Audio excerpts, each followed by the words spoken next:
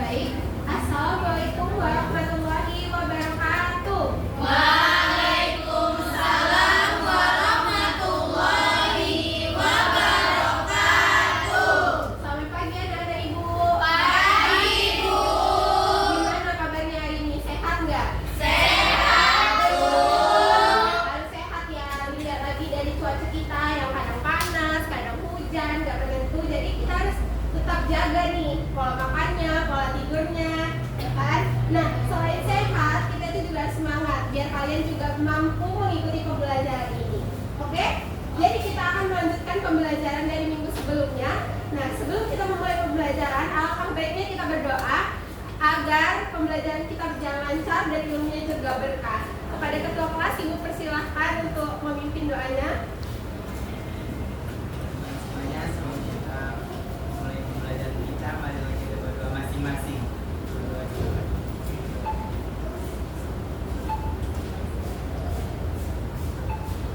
Selesai. Baik, apakah hari ini ada yang tidak hadir? Ada, Bu. Kalau boleh tahu siapa ya? Iswa, Bu. Dikarenakan Sakit, Bu. sakit. Marilah kita sama-sama mendoakan Iswa agar segera bergabung bersama kita di kelas ini lagi. Oke? Baik, hari ini Ibu akan membawa kita semua menyelam ataupun mempelajari lebih dalam tentang dunia yang namanya itu sistem saraf. Nah, sebelum kita mempelajari ini jauh-jauh, Ibu mau menanyakan sesuatu. Jadi, pernah nggak kalian berpikir, kok bisa ya tangan kita itu refleks narik saat terkena panas, atau kok bisa ya badan kita itu bergeraknya sangat cepat kalau kita mau terjatuh ataupun ada barang yang mau terjatuh. Kalau ada yang tahu, coba angkat tangannya. Ayo Bu, Baik, Balkis.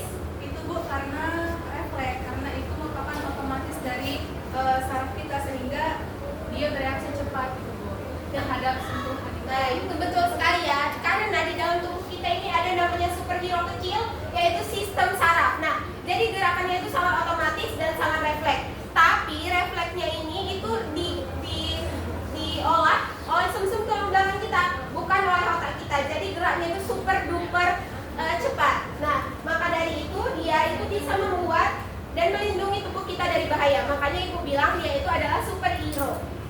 Baik. Nah, jadi di sini sebelum kita mau memasuki pembelajaran ataupun mau mencapai sesuatu, kita harus tahu nih tujuan kita apa. Nah, jadi tujuan kita itu adalah untuk mengetahui apa-apa saja bagian dari sistem saraf, bagaimana mereka bekerja, dan juga kita akan menganalisis sedikit kasus-kasus tentang gangguan sistem saraf yang akan kalian diskusikan secara kelompok. Nah, baik, Ibu akan menjelaskan sedikit materi tentang sistem saraf.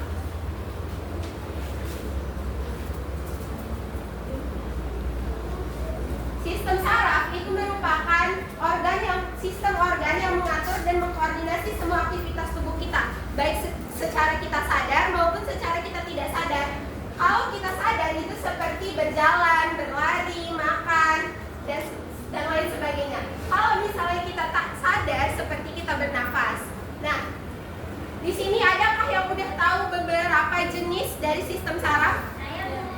Coba kepada Kiwi. Ada dua, Bu, yaitu sistem saraf pusat dan juga sistem saraf tepi. Nah, benar sekali. Jadi sistem saraf di tubuh kita itu ada dua jenis. Yang pertama sistem saraf pusat atau SSP dan sistem saraf tepi atau SST. Nah, selanjutnya Ibu akan menjelaskan mengenai struktur sistem saraf. Nah, jadi strukturnya itu ada bagian utamanya, itu tadi SSP dan SST. Dan lalu ada jenis neuron. Jenis neuron di sini ada tiga. Yang pertama itu sensorik, motorik, dan asosiasi. Dan komponen responnya itu ada tiga juga. Yang pertama reseptor, neuron, dan juga efektor. Nah, lalu kita masuk nih ke dalam sistem saraf pusat. Nah, sistem saraf pusat itu ada dua juga. Yang pertama ada otak dan ada sumsum tulang belakang. Nah, di otak terbagi menjadi tiga. Ada otak besar, ada otak kecil, dan ada batang otak. Nah, dari tiga bagian ini itu punya nama latin. Adakah yang tahu nama latinnya? Coba kepada Rizka.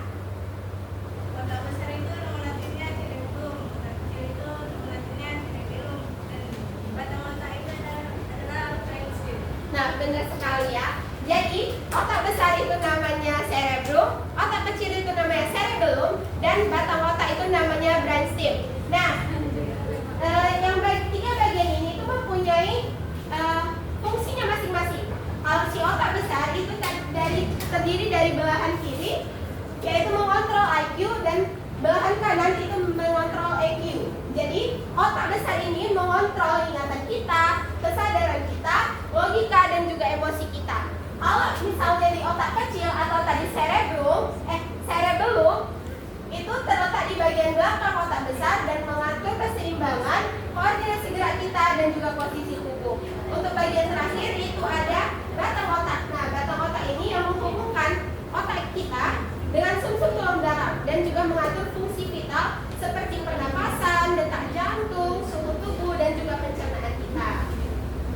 Nah, bisa dilihat ini gambar otak kita yang di atas yang paling besar yang berwarna kuning, hijau, ungu, dan juga biru itu merupakan bagian dari cerebrum, yaitu otak besar, dan yang warna merah itu bagian dari cerebellum atau otak kecil, dan yang bagian warna pink agak ke orange itulah batang otak kita. Jadi dapat dibayangkan ya. Nah, lalu kita masuk ke sumsum tulang belakang. Nah, di sumsum tulang belakang ini sistem sarafnya itu pusat yang berada di belakang tulang, yang terletak itu di belakang tulang belakang kita. Nah, dia itu berfungsi untuk mengirimkan sinyal dari tubuh ke otak dan mengatur gerak refleks otomatis seperti kedipan mata atau bersin. Seperti tadi yang Ibu bilang, kalau tangan kita terkena sesuatu yang panas atau yang membahayakan, itu yang refleks sumsum tulang belakang kita.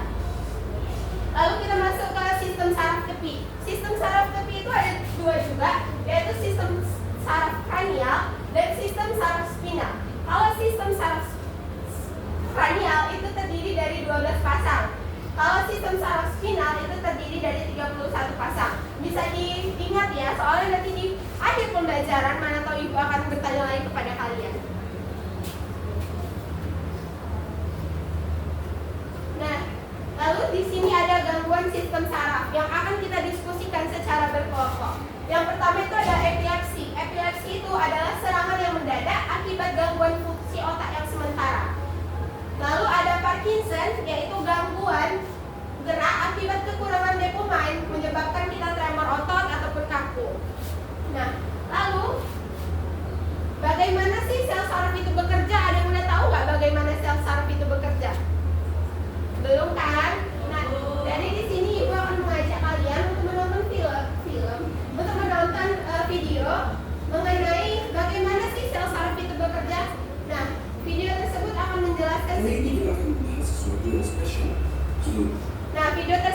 menjelaskan sedikit bagaimana sel saraf itu bekerja.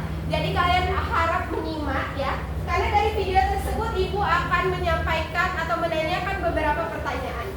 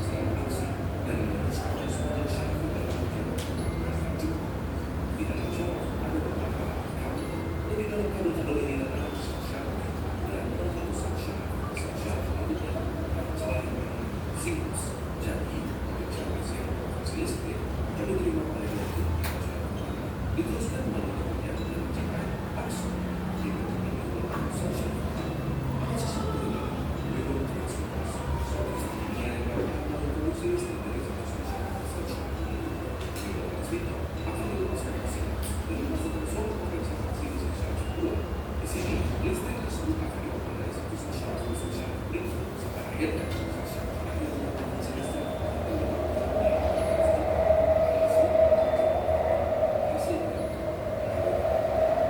baik, dari video tersebut seperti yang Ibu bilang tadi, Ibu akan menanyakan beberapa pertanyaan. Yang pertama itu, apa yang membuat sinyal itu dapat berpindah dari sel satu saraf, dari sel saraf yang satu ke sel saraf yang lainnya? Adakah yang tahu? Saya Bu. Pada saat Ibu persilakan.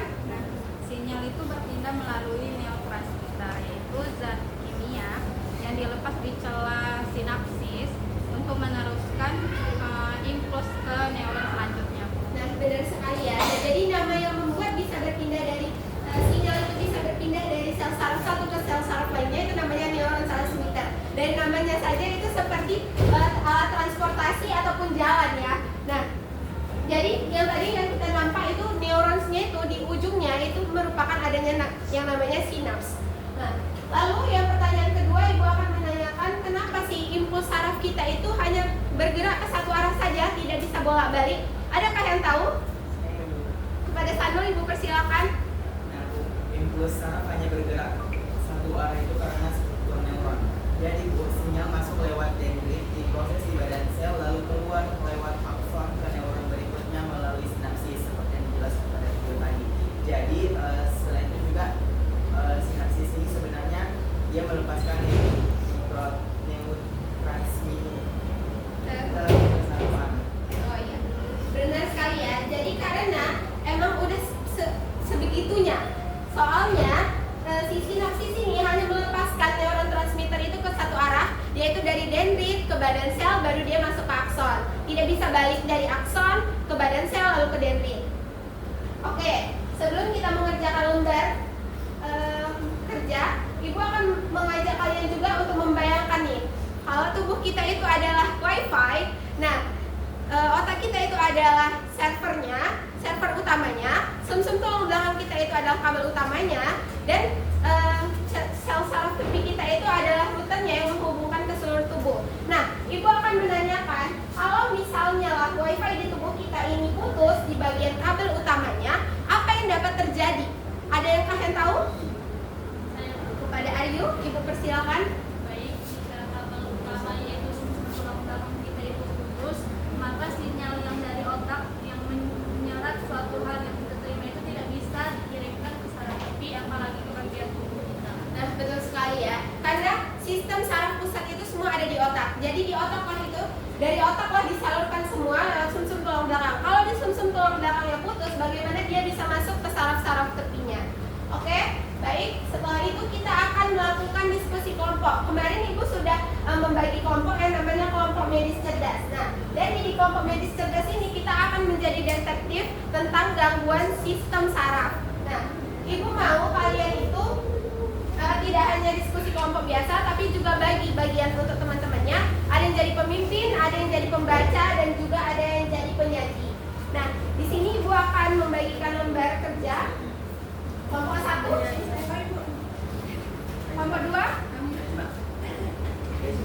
kelompok 3. Ibu berikan waktu kurang lebih 5 menit ya untuk mengerjakan lembar kerja tersebut.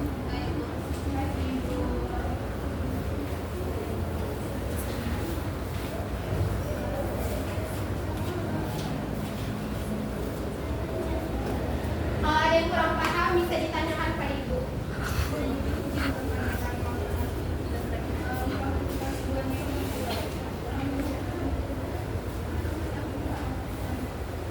Iya.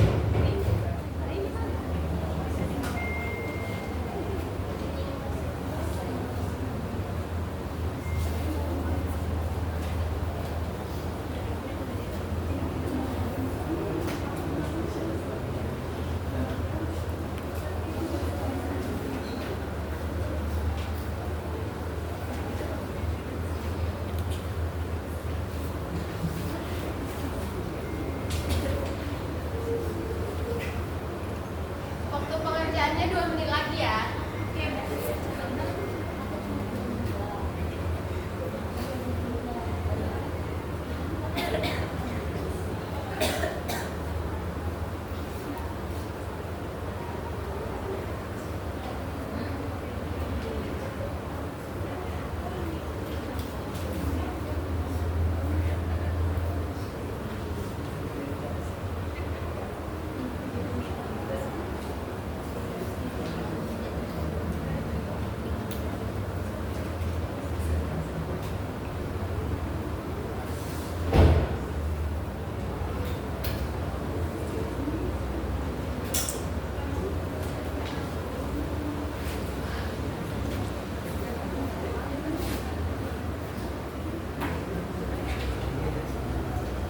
Baik, apakah sudah bisa dipresentasikan hasil kerja dari kalian? Kelompok 1?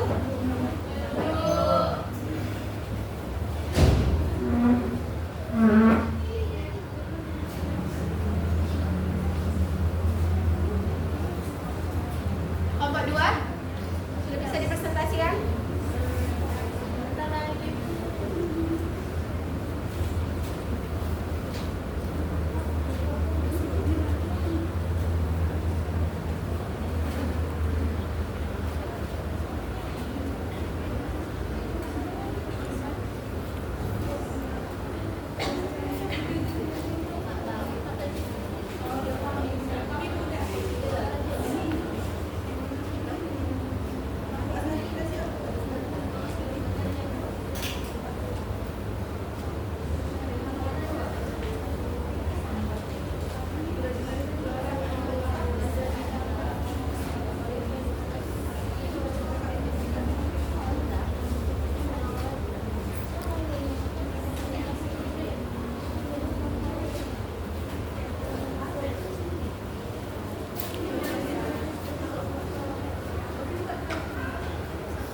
Baik, kelompok 1, apakah sudah bisa dipresentasikan?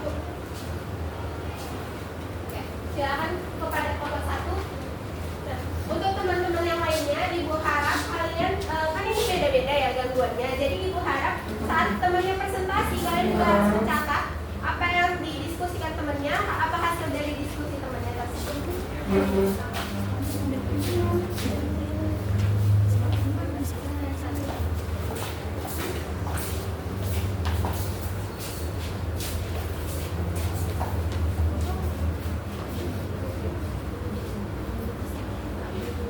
Oke, assalamualaikum warahmatullahi wabarakatuh. Waalaikumsalam warahmatullahi wabarakatuh. Nah, kami dari kelompok 1 akan mempresentasikan hasil diskusi kami. Nah, di mana yang pertama itu ada kasus gangguan sistem saraf, di mana gangguannya itu yang pertama kami Parkinson namanya. Nah, gejala apakah yang terjadi pada Parkinson tersebut? Nah, Parkinson itu gejalanya itu adalah tremor. Nah, tremor itu merupakan getaran atau gemetar yang biasanya terjadi saat kita istirahat. Nah, paling umum itu adalah di tangan ataupun di jari-jari tangan. Nah, dan depresi serta kecemasan pun terjadi dan bisa menjadi gejala awal daripada Parkinson ini. Serta ada juga masalah konstipasi, yaitu karena lambatnya kerja sistem pencernaan. Itu merupakan gejala dari Parkinson tersebut. Nah, yang kedua itu ada yang menyebabkan timbulnya Parkinson itu karena gangguan sistem saraf. Nah, di mana penyebab utamanya itu adalah yang pertama kehilangan dopamin. Apa sih itu dopamin? Dopamin itu merupakan sel saraf di substansi nigra yang akan menghasilkan neurotransmitter penting yang membantu untuk mengatur gerakan tubuh yang halus dan terkoordinasi. Dan yang kedua itu adanya penumpukan protein abnormal. Dan yang ketiga itu ada faktor genetik. Nah, jika ada riwayat keluarga yang mengidap Parkinson, itu juga resikonya bisa terjadi ke keturunannya. Nah, selanjutnya itu ada bagian manakah sistem saraf yang rusak ketika seseorang itu mengalami Parkinson. Nah, itu organ utamanya yang terkena itu adalah otak, khususnya pada bagian sistem saraf pusat. Nah, selanjutnya hal yang mungkin terjadi saat melakukan kegiatan pada seseorang yang terkena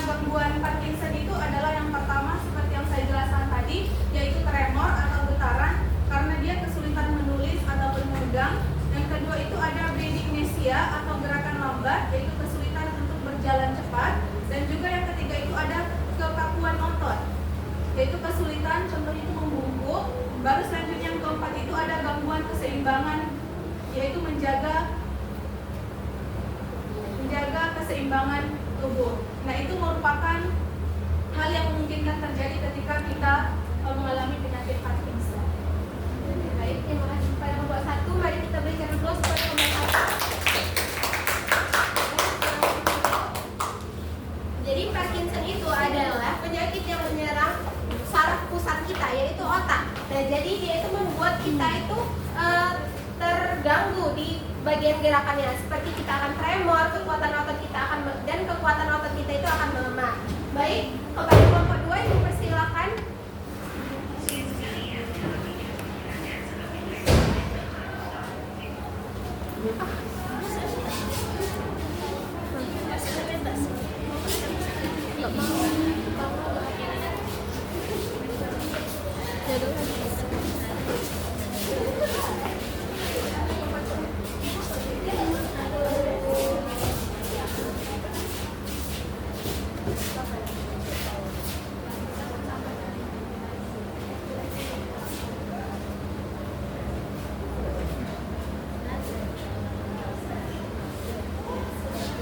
Assalamualaikum warahmatullahi wabarakatuh.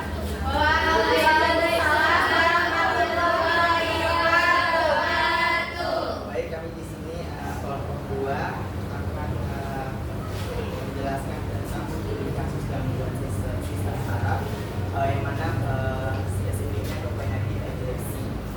Nah, gejala apa yang ada pada video orientasi saraf tersebut itu kejang secara tiba-tiba, hilang kesadaran dan tubuhnya gemetar. Lalu gangguan epilepsi ini disebabkan oleh aktivitas listrik abnormal di otak yang bersifat berulang. Faktor penyebabnya yaitu cedera kepala, infeksi otak, dan kelainan genetik. Otak, terutama korteks cerebral, yang berfungsi dalam mengatur aktivitas listrik dan kesadaran. Kerusakan atau ketidakseimbangan sinyal listrik di area otak tertentu bisa memicu serangan kejang. Hal yang mungkin terjadi kesulitan akan melakukan ini yaitu mengalami kesulitan dalam belajar, bekerja, atau beraktivitas fisik karena serangan bisa terjadi kapan saja dan membahayakan individu atau orang itu sendiri. Terus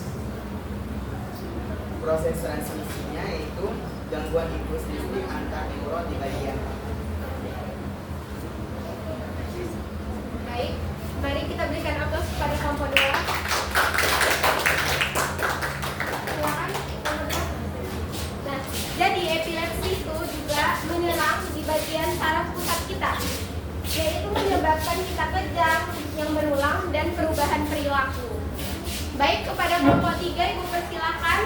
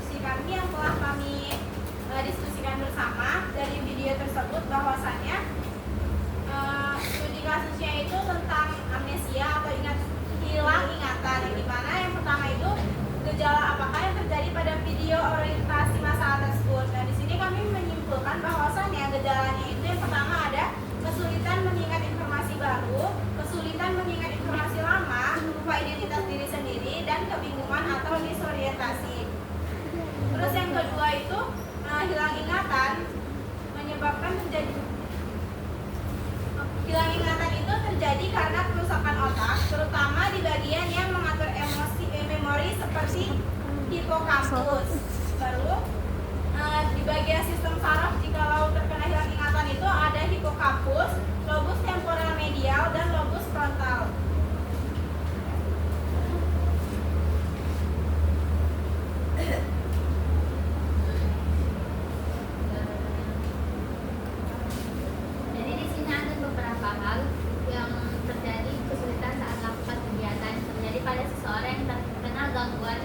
amnesia. Yang pertama itu lupa nama orang atau tempat.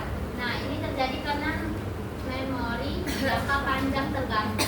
Yang kedua itu ada kesulitan mengikuti percakapan. Nah, ini karena cepat lupa informasi yang baru. Selanjutnya ada proses transmisi manakah yang berkaitan pada gangguan sistem saraf pada amnesia. Nah, proses transmisi yang berkaitan dengan gangguan hilang ingatan adalah transmisi sinyal antara neuron di hipokampus dan lobus temporal.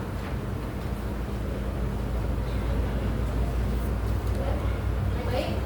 Nah, Ibu mau menanya nih sebelumnya kepada kelompok 3. Kalau misalnya kita terkena amnesia ataupun ada orang terdekat kita yang terkena amnesia, kira-kira pertolongan pertama kita itu harus ngapain ya? Setelah kalian diskusi kelompok nih. Bantu ambil namanya, Bu. Hah? Kayak membantu memanggil namanya. Selain daripada itu ada lagi? Mencoba menceritakan kejadian-kejadian baru, kayak membantu dia mengingat kejadian tersebut. Oke, baik. Berikan kepuas kepada kelompok 3.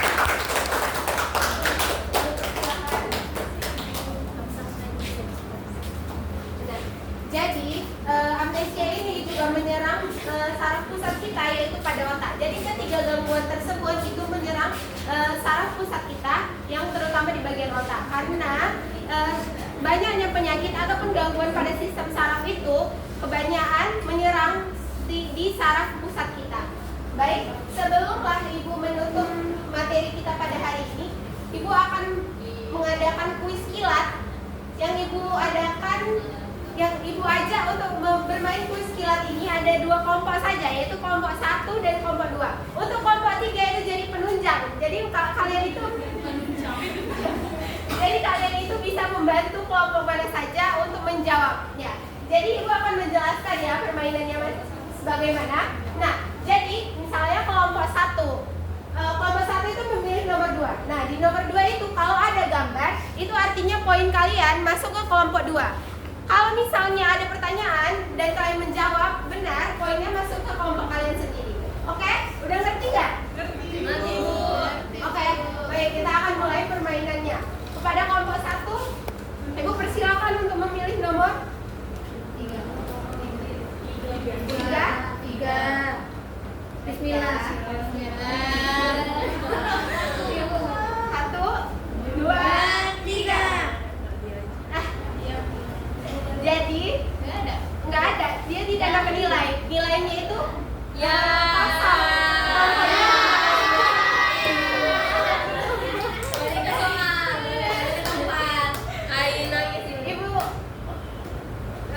Ibu persilakan kepada kelompok 2 untuk memilih nomor 8. Nomor berapa? 8. Oke. Satu itu Kak. 1, 2, 3. Nah, ada soalnya nih. Coba dijawab. Kalau otak itu server, kabel besar yang menghubungkan ke seluruh tubuh itu apa? Tadi kan udah Ibu jelasin ya, ataupun ada pertanyaan Ibu tentang ini.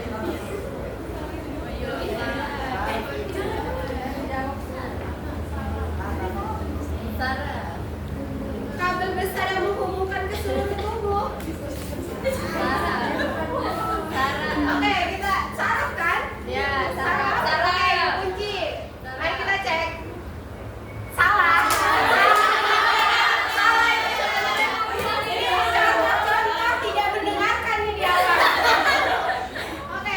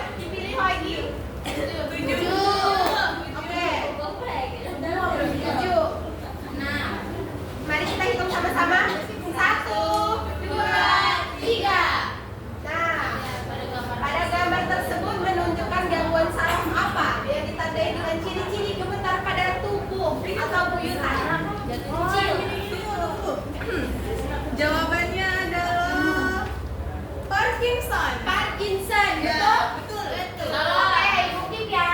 Mari kita lihat. 1, 2, 3. Nah.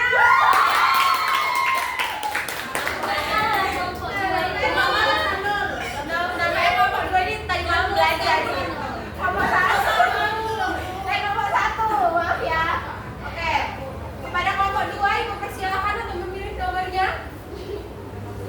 5. Oke. Langsung aja Ibu buka ya. 1, 2, 3. Nah, seseorang itu mendadak kejang, matanya melotot, tubuhnya kaku dan menggigil hebat. Hal ini biasa disebabkan oleh gangguan impuls listrik di bagian saraf pusat, yaitu stem. Bukan penyakitnya. Iya, betul.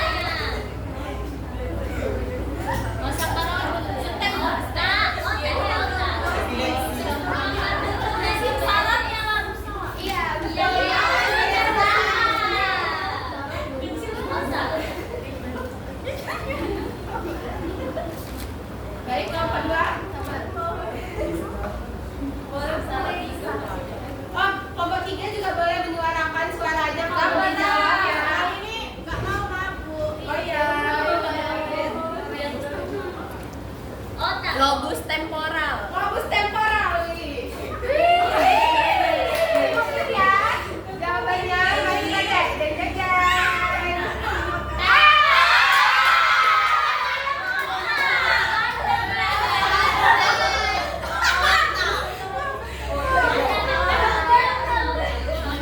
Boleh dicoba lagi ya, lain kali kelompok 2. Oke. Kepada kelompok 1. Tinggal ada 5 nomor lagi nih. 9. Oke, langsung aja Ibu buka. Oh, tidak. Poinnya ke kelompok 1.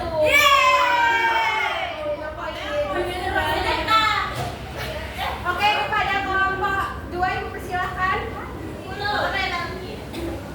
Tinggal ada 5. Nomor lagi. Nomor berapa?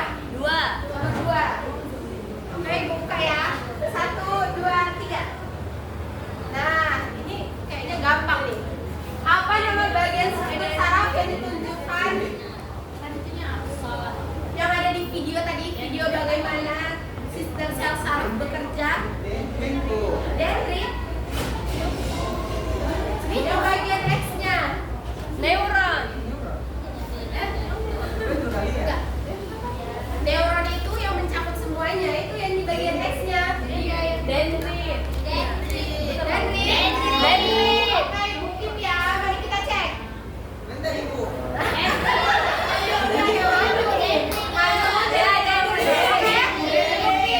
Oke, 1, 2, 3. Nah.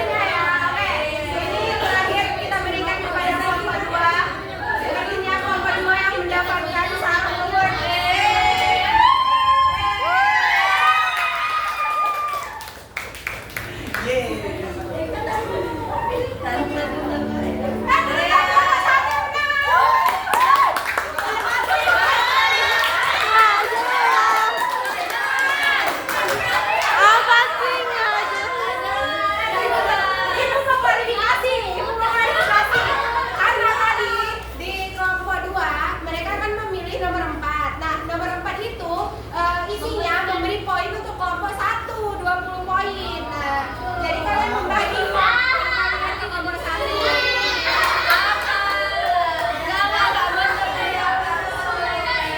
Nah, jadi yang benar kelompok 1 yang mendapatkan saraf award adalah kelompok 1 nih. Kelompok 1 ini saraf awardnya. Bagi yang kelompok 1 terima kasih. Siapa aja nih kelompok 1? Kelompok 3 nggak ada, Bu. Ya, kami dan bersama ya. Boleh Kak?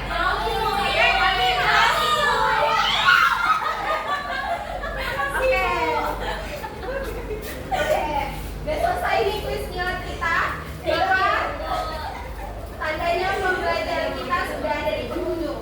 Nah, sebelum Ibu menutup pembelajaran kita, Ibu mau menyampaikan nih integrasi ayat Al-Quran tentang dunia kita ini, dunia sistem saraf, yaitu Al-Quran surah Al-Hud ayat 56 yang artinya itu sesungguhnya aku bertawakal kepada Allah Tuhanku dan Tuhanmu. Tidak ada makhluk yang bergerak kecuali Dia yang memegang ubun-ubunnya. Sungguh Tuhanku di jalan yang lurus. Ayat ini menggambarkan bahwa Allah itu memegang kendali penuh atas setiap makhluknya. Nah, jadi itulah tadi pembelajaran kita mengenai sistem saraf, ya. Terima kasih kepada anak-anak Ibu semua yang semangatnya sudah canggih-canggih nih sekarang, dan juga Ibu berpesan agar tetap semangat untuk selanjutnya, dan juga tetap rasa penasarannya itu harus menggebu-gebu. Demikianlah yang dapat Ibu sampaikan. Lebih dan kurang Ibu mohon maaf, kepada Allah Ibu mohon ampun. Wabillahi taufiq wal hidayah. Wassalamualaikum warahmatullahi wabarakatuh.